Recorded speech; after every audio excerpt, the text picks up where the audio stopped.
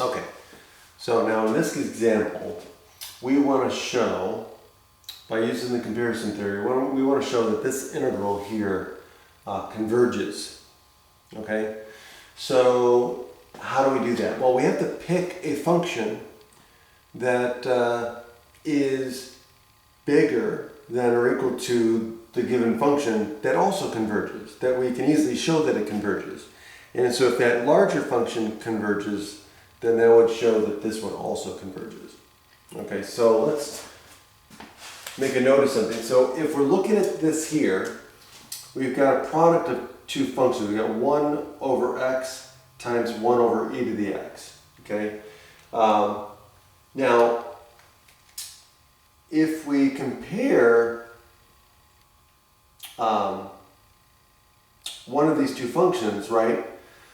So if I eliminate either one of these functions, I'll get another function that's simpler. Okay, but again, I want to show that this thing converges. Okay, so 1 over x, isn't going to work. Okay, but if I eliminate the x, then I get another function because again, this is always positive, right, from 1 to infinity. So that means if I eliminate this x, I'm going to get a fraction that's going to be equal to or bigger, right? Because at 1, I get 1 over e. Okay? If I get higher, then I get something that's less than. Okay?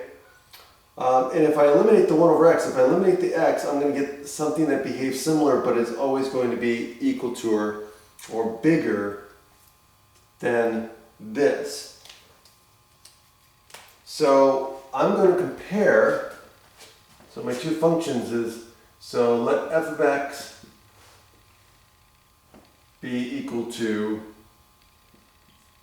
1 over x e to the x, and g of x equal 1 over e to the x, which is just going to be e to the negative x. Okay, and so I know that f of x is going to be less than or equal to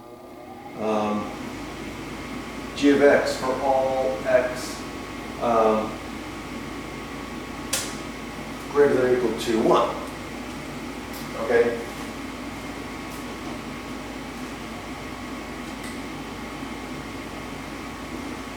So, now all I have to do is, since I know this is true, now I can use the comparison, and all I have to do is show that g of x converges.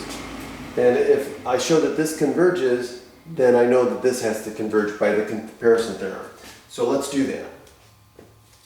Okay?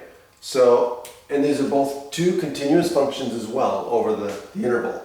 So let's look at g of x. So let's do the integral from 1 to positive infinity of 1 over e to the x dx, which equals the limit as t approaches positive infinity of 1 to t, and this is just going to be e to the negative x dx.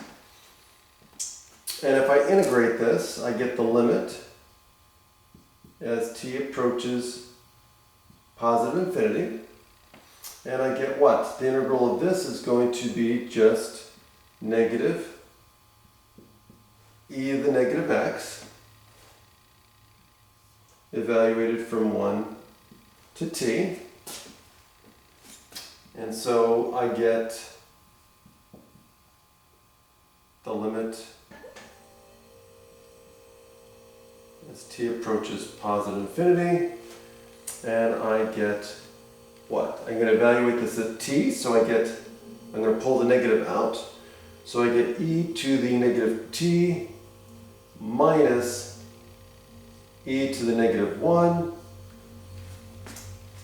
Well, what happens to this as t goes to positive infinity? Well, this just goes to 0.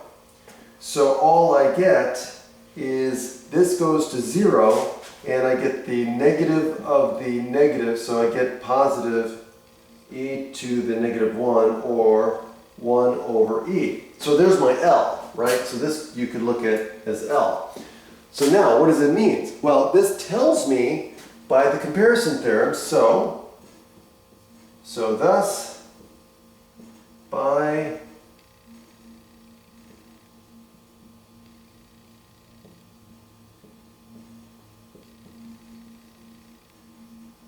the comparison theorem, the integral 1 to infinity of 1 over x e to the x dx converges to some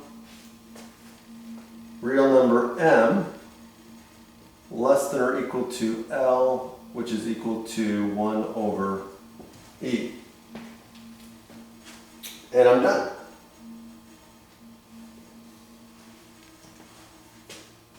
That's how it works.